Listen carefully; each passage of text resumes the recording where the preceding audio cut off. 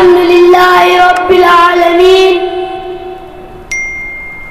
نحمده ونصلي على رسوله الكريم أما بعد فأعوذ بالله من الشيطان الرجيم بسم الله الرحمن الرحيم وقضى ربك ألا تعبدوا إلا إياه وبالوالدين إحسانا صدق الله العظيم. معزز سامعین، اساتذہ اکرام اور میرے معزز ساتھیوں، السلام علیکم ورحمۃ اللہ وبرکاتہ. آج مجھے جس موضوع پر لب کشائی کا موقع ملا ہے وہ ہے حقوق والدین. اللہ رب العزت نے انسانوں کو بے شمار نعمتیں عطا فرمائی ہے. ان تمام نعمتوں میں سے سب سے عظیم ترین نعمت والدین کی نعمت ہے. جو بھی نعمت ہم سے چھین جائے دوبارہ مل سکتی ہے، لیکن والدین کی نعمت ایک مرتبہ چھین جائے دوبارہ نہیں مل سکتی.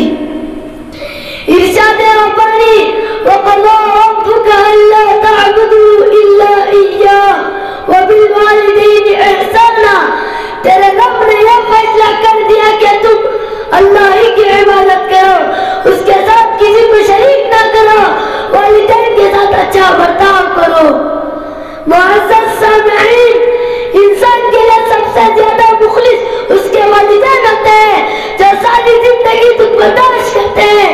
والدین معاشتی ہے جو دنیا میں اپنے سے زیادہ اپنے اولاد کی ترقی کرنا پسند کرتے ہیں.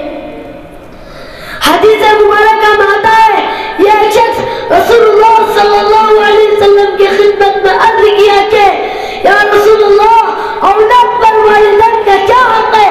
فرمایا دونوں تیرا حق میں جنت بھی ہے اور دوزخ بھی ہے.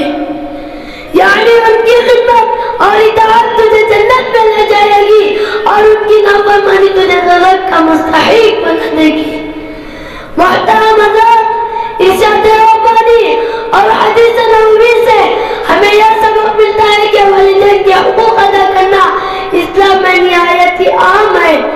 لیکن آج ہم والدین کے حقوق کو پست پشت ڈال رہے ہیں، ان کے ساتھ برا سلوک کر رہے ہیں، ان کے ساتھ بدزبانی کر رہے ہیں.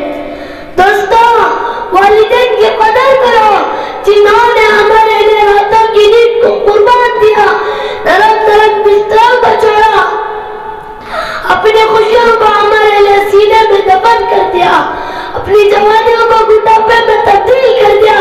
لیکن آج ہم والدین کے آنکھ میں آنکھ ڈال کر بات کر رہے ہیں. پیارے نبی صلی اللہ علیہ وسلم کی عمر 6 سال کی تھی، بی بی آمینہ کا انتقال ہو گیا. 50 سال کے بعد اس مقام پر پہنچے جب ہمارے آقا کا انتقال ہو گیا.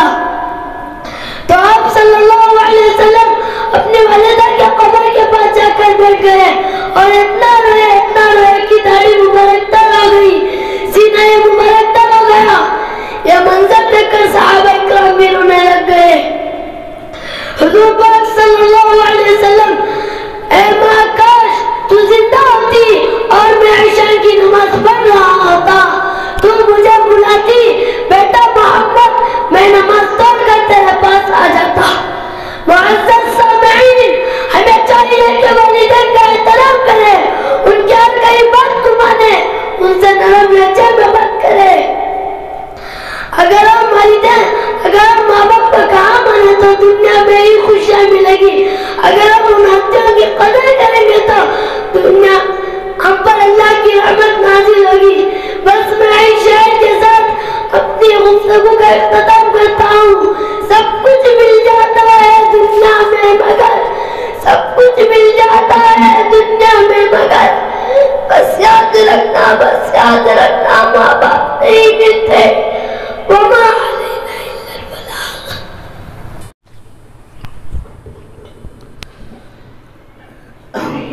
اللہ تعالیٰ ہم سب کو اس کا درد نصیب فرمائے.